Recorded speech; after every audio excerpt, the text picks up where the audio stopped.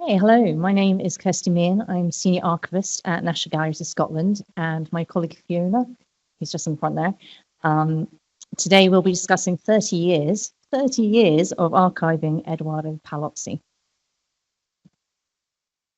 Eduardo Paolozzi was a man of great appetites, a bon vivant who was greedy for intellectual and visual stimulation.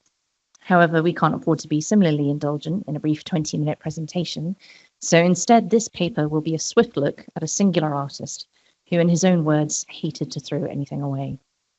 It will consider how Paolozzi created and dispersed his archive or archives, how he conceptualized this material during his lifetime, and how decisions he made around its dispersal affected his long-term legacy. And it will look at how we as archivists have wrangled both practically and emotionally with a sizable and seemingly unwieldy collection of stuff. And that's a word I keep seeming to return to in this paper, although it's not very professional of me. But I'll begin by giving a very potted biography of Paolozzi. He was born in 1924 to Italian immigrant parents from Viticuso near Monte Cassino, and he grew up in Leith in Edinburgh, where his parents ran a confectionery shop. He studied at Edinburgh College of Art and the Slade School of Fine Art. He spent time in Paris before going on to become a founding member of the Independent Group. He considered himself essentially a neo-surrealist artist, but came to be synonymous with British pop art of the 1960s, working across printmaking, textiles, sculpture, and design. And you can see some great examples here of his very punchy artwork. Sculpture was central to his practice, so varying in style to encompass these rough-hewn atomic age bronzes of the late 1950s, as well as these hyper-futuristic chrome-plated works in the 1960s, just a few years later. Indeed, if you wander through any major British city, you're likely to bump into a civic commission by Paolozzi from the 80s or 90s. Edinburgh is completely rammed with them. He taught in the US, the UK, and in Germany. He exhibited widely. He was knighted in 1989 and died in 2005. But Paolozzi's working practice was frankly a nightmare from an archivist's point of view. He was a voracious collector, constantly acquiring source material which would be adapted and repurposed in his art. He would attempt to corral all this stuff, a mixture of correspondence, ephemera, tear sheets, and artwork, putting it in folders, as you can see here, good stuff, but with no documentation of what was what and how the contents were connected to each other.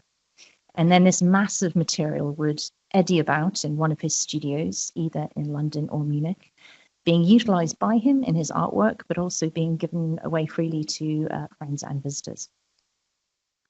So in 1972, he gifted what came to be known as the Crazy Cat Archive of 20th Century Popular Culture to the University of St. Andrews, so comprising toys, comics, photographs, ephemeras, slides, and tear sheets.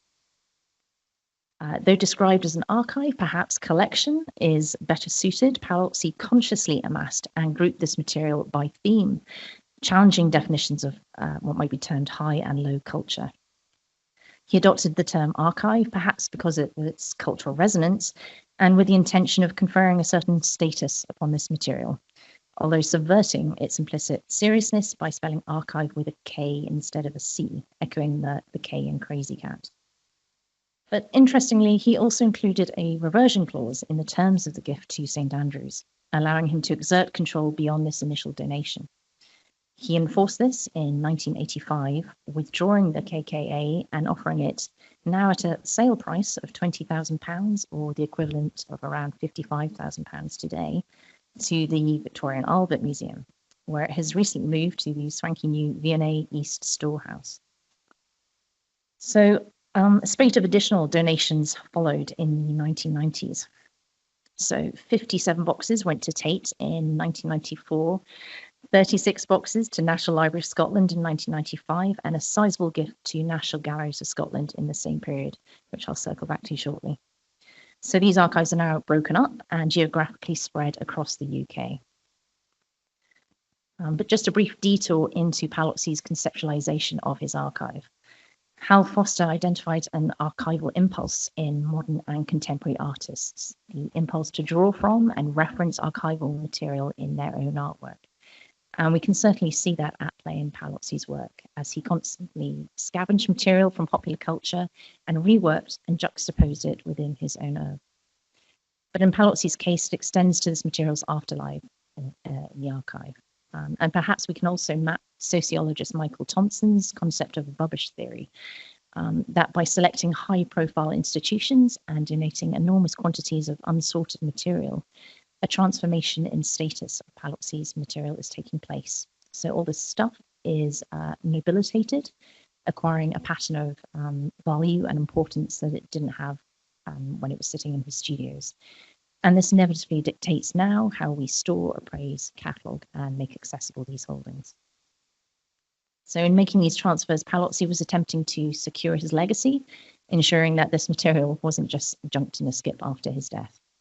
So to be cynical, this gifting activity also served a practical purpose, helping to clear Paolozzi's jam-packed studios of stuff. And I'll just go back to that great slide there. So Dovehouse Street, which you can see here in London, was, to quote a National Galleries of Scotland curator who visited in the 90s, it was log jams, just completely full. He couldn't walk from one side of the room to the other because there was so much stuff on the floor.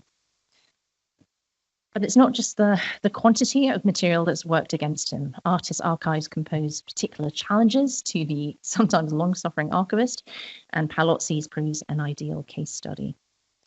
Artists' use of source material and the role this plays in their own work can complicate appraisal, and this is something Fiona will talk about in more detail. And the range of formats involved, from sketches to tools to printmaking matrices, can complicate cataloguing, rehousing, and storage. And additionally, the fact that we have material from multiple sites selected and packed by multiple people can destroy or at least severely complicate any original order the archive held. So this confluence of factors has really worked against establishing a secure legacy for Paolozzi through research or display, despite his endeavours. There's been no major biography of Paolozzi, and although efforts are in progress to publish various catalogue resumes of his work, this research has been frustrated by lack of access to uncatalogued collections. But I'd like to circle back now to NGS's Paolozzi holdings. So around 1994, he gifted 100 maquettes, models, and sculpture, around 2,000 prints, 500 drawings, 9,000 photos, 3,000 slides, and around 60 boxes of archive material to National Galleries of Scotland. It was taken from multiple studios in England and Germany, and any original order was lost in that process of packing and transportation. And indeed, the selection of material seems to have been a joint effort by Paolozzi, his studio team, and our staff. So as curator Fiona Pearson told me, quote, everything went through Paolozzi's hands. He stood in the middle of the courtyard at the back of the studios and handled everything and decided whether he still needed it or whether it should go. But Paolozzi's Munich studio was packed entirely by his assistant Christoph without Paolozzi's direct input. And crucially, no, or at least very little weeding or appraisal by NGS staff took place at this point. So Modern 2 at National Galleries of Scotland now houses a sort of recreation or staging of the contents of these multiple studios. So as well as being an efficient means of storing a lot of stuff, it also fulfills a clause in Paolozzi's deed of gift, which stipulated that a proportion of that gift be put on display no less than 6 months per year. And interestingly, there was a proposal in the 1990s that Modern 2 should be effectively the Paolozzi Gallery. It would house his gift, and Paolozzi would undertake masterclasses and outreach activity on site. This idea was quietly dropped after the wisdom of dedicating an entire gallery to a single living artist was disputed. So as Scottish journalist Claire Henry pointed out at the time, do we need all this stuff? Junk scavenged from skips, personal fads and fancies from his lumber rooms. Does Paolozzi merit a whole museum to himself? How much more back scratching does this multi-honoured sculptor require? So what have we done with the archive over the past few years? Initially, not that much due to lack of resource and internally what we might perceive as a kind of different status of archive holdings within what is essentially an art collection, art foundation, and a resulting lack of resource to support that. So there have been short-term cataloguing projects, as you can see here, This dates from 2009, where we attempted to wrangle Paolozzi's archive into shape. But the central problem has been the sheer scale of the archive collection. We're a tiny team with a busy exhibition program, and there are over 160 other archive collections to be managed. And there's also the difficulty in identifying value when appraising with regard to an artist who accumulated vast amounts of source material for use in his work, although Fiona is going to explore this in more detail. I'll hand over to her now to discuss the most recent cataloguing project we've undertaken.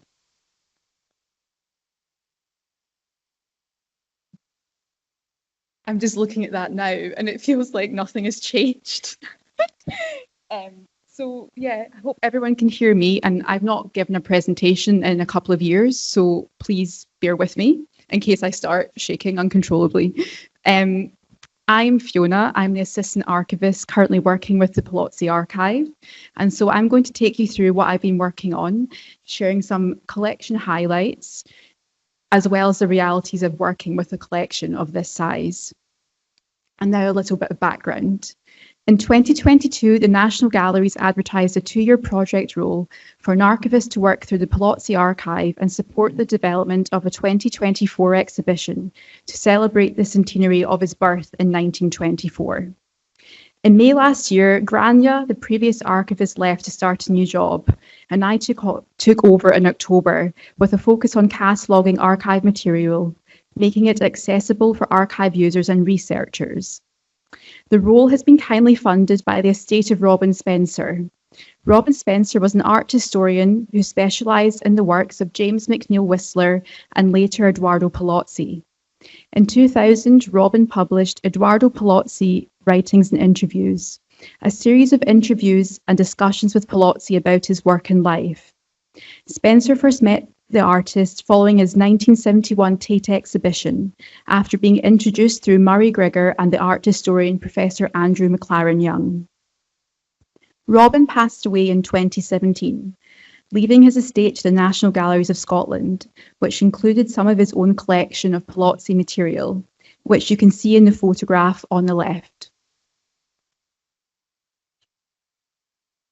Located across 2 of our stores, the archive is made up of sketchbooks, correspondence, medals, textile samples, maquettes, matrices, slides, scrapbooks, photographs, some audiovisual material, curatorial filing, and lots of secondary source material, predominantly dating from the 1950s through to the 1990s. Since the beginning, I've been trying to make sense of Paolozzi, a man who produced giant metal sculptures, colourful screen prints, and punchy collages, but also a man who kept articles about chickens and measurements of his own feet. The range of what he kept is huge, and I always find something which surprises me. Do I feel like I know him? Sometimes. Understand him and his working practice? Not really. I've chosen to share material from the archive that relates to lesser known works by the artist, which demonstrates just how varied his work is. One of the first boxes I ever opened contained a tatty folder with medals scrawled across it in pencil. Inside were numerous cutouts of classical figures and imagery. I had no idea what these related to, but a month later I finally made the connection. The material relates to these medals designed by Paolozzi for the National Galleries of Scotland. I call making these connections the small wins, which make wading through the material worthwhile. Another task I had when I started was the rehousing and cataloguing of the sketchbooks. They contain notes, doodles, and some drawings related to works and ideas developed by Paolozzi from the 1960s through to the 1990s, and they offer an insight into his creative processes during those years. I really enjoyed looking through the Berlin sketchbooks from Paolozzi's time in the city during the 1970s. It has been fun trying to figure out if the pages are just abstract drawings or the ideas and foundations of his works. Take the page on the left. This reminds me of the Cliche Castle ceiling panels that Paolozzi was commissioned to make by the architect Michael Spence sometime between 1971 and 1972. He produced a vast number of drawings related to the project, which were evidently very important within the overall process. Another lesser-known work by Paolozzi is a set of 6 china plates he designed in collaboration with students from the Royal College of Art and for Wedgwood and Sons. I had no idea what these large circular discs were for and what the small parts pasted onto them meant, until I was looking through the V&A catalogue one day. Turns out these plates are currently for sale on Vinted if anyone is interested, and they're quite pricey, but I'm tempted. So a large part of my focus has been the appraisal, rehousing, and cataloguing of the artwork source files. These are mainly folders of mainly secondary material collated by Paolozzi, which were packed and shipped from his studios in Chelsea and Munich. They contain tear sheets, receipts, newspapers, sales catalogues, restaurant cards, periodicals, many cutouts and pasted elements of machine parts and geometrical shapes, correspondence, exhibition leaflets, and strangely, loads of Lufthansa Airlines related ephemera. And here we have the interior of Paolozzi's studio office. And as you can see, there are some folders scattered across the floor. And these are the artwork source files. In fact, some of them have footprints on them because they were just left on the floor and I think were part of his process. And here they are. This is me. Well, this is the source files in their current state in our Granton store, which is sometimes quite an isolating experience, like in the middle of a warehouse, just sorting through boxes of material. But sometimes it's fine when you get a good podcast on. And amongst, So amongst these files, I've discovered material which directly relates to some of his works on paper. On the left here, we have a print from Paolozzi's Blueprints for a New Museum series, made between 1979 and 1981. And on the right, we have cutouts of material used in the collage. You can see here the satellites and the figure of Lacoon and Sons. As well as source material from other significant projects in the 1980s, there are also items relating to some of Paolozzi's earlier works, like these tear sheets from Time magazine. In the 1950s, Paolozzi began making collages from the covers of Time, cutting them up and putting them back together again in new ways. The slicing of the face, head, and eyes is something that features heavily in Paolozzi's work throughout his career. And more recently, I discovered a little sketch for Head Sim 2. And you can see on the left that the National Galleries of Scotland have a similar piece in their collection called Crash Head. However, as Kirstie mentioned earlier, there are many, many folders that do not hold any documentation or contextual information, so it can make the cataloguing process more time-consuming. It can be tricky trying to succinctly describe the contents of a folder filled with lots of different things.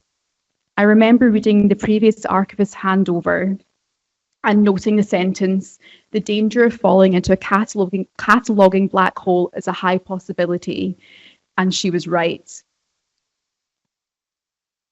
I thought I'd have all 32 boxes of source files appraised and catalogued by the end of my contract in October, but I don't think this is going to happen. I did not anticipate how time-consuming it could be and just how much material there is to get through. There is an estimated total of between 1,600 and 1,800 folders of material and an incalculable number of items. 4,100 items have been appraised out so far, but how do we appraise? For us at the National Galleries of Scotland, it is about research and exhibition value. Is this item of interest for archive users, researchers, and Paolozzi enthusiasts, and can it be displayed in our galleries? There is also a practical element too. Duplicates, blank pieces of paper, they all need to be removed. Accessibility is always the aim of appraisal, whether that be in space management or intellectual access. There is also the question of how does this relate to Paolozzi and his works? And for me, this is where the difficulty lies. How do you appraise the archive of a man who kept everything and took inspiration from everything around him? The answer is subjective. One can argue that all of it is important, and this refers back to the idea of an artist's collection becoming debilitated. Everything they once touched is part of the artistic process and should be kept. But for us as archivists, it is about trusting our archival instinct, and it is our professional duty to appraise where necessary. Of course, there have been moments of doubt during this process. Should I have kept the sick bag, the napkin, the shopping list, or the German sweet wrapper? But for me, this process has raised the question, does the appraisal process impact the legacy of the artist in any way? I would be curious to know what others feel about this, and from artists themselves. Would Paolozzi be happy knowing this material was being weeded out? Probably not, or maybe he wouldn't care, don't know. How do other institutions handle large collections? Take Andy Warhol's archive, housed at the Andy Warhol Museum in Pittsburgh. It consists of around 500,000 items. How did they handle or continue to handle this? Closer to home, the Scottish Artists Archive Network have offered a space for archivists, curators, librarians and artists to connect and share, to better understand each other's practices and how materials should be documented for long-term preservation. And perhaps we need a wider network to support each other, maybe like a therapy session, I don't know. Alongside the sheer volume of material, another challenge is having two collections management systems, one for the archive and one for the art collections held across our other sites. Paolozzi is in both these systems, and this has resulted in duplication of records. This, coupled with historic catalogue references, can often feel like opening a can of worms. Excuse me. Yet despite these challenges, it has been a real privilege to work with such a fascinating collection. And I may have become a little bit obsessed, and I'm very much in a Paolozzi bubble right now. Everything I see is Paolozzi related. I'll probably find something in Limerick I'll make the connection. The past few months have been challenging due to the volume of material, but having a supportive manager makes it easier. So thank you very much, Kirstie. I'm going to hand back to Kirstie now. Sorry, it's not quite over. I'm just going to wrap it up. Thanks, Fiona. I'll wrap this up just by briefly talking about the costs of undertaking such a project. So yes, I mean, it is fantastic that we've made such progress and that the Paolozzi archive will be properly accessible at last. But this was only possible due to Robin Spencer's bequest, which kind of fell from the sky out of nowhere. We didn't have an action plan in place for dealing with this cataloguing backlog before then, as it was one of many, frankly. And although we were fortunate enough to hire additional staff for this project, it has still had an impact on other archive activity within the organisation. So time spent on an already fated, dead white male artist is time not spent on sourcing acquisitions to diversify our collection or researching our existing holdings to bring out new narratives. And there's also been a kind of personal impact on those involved in the project. We've had 3 members in post as archivists over the course of this. And I've seen how even with support, it can be tough working essentially solo on a single artist's archive. But I'll leave it there. I hope it's been an interesting and frank introduction to some of the issues involved, but we'd love to have your input and thoughts around this too. So come and grab us for a chat afterwards. Thank you.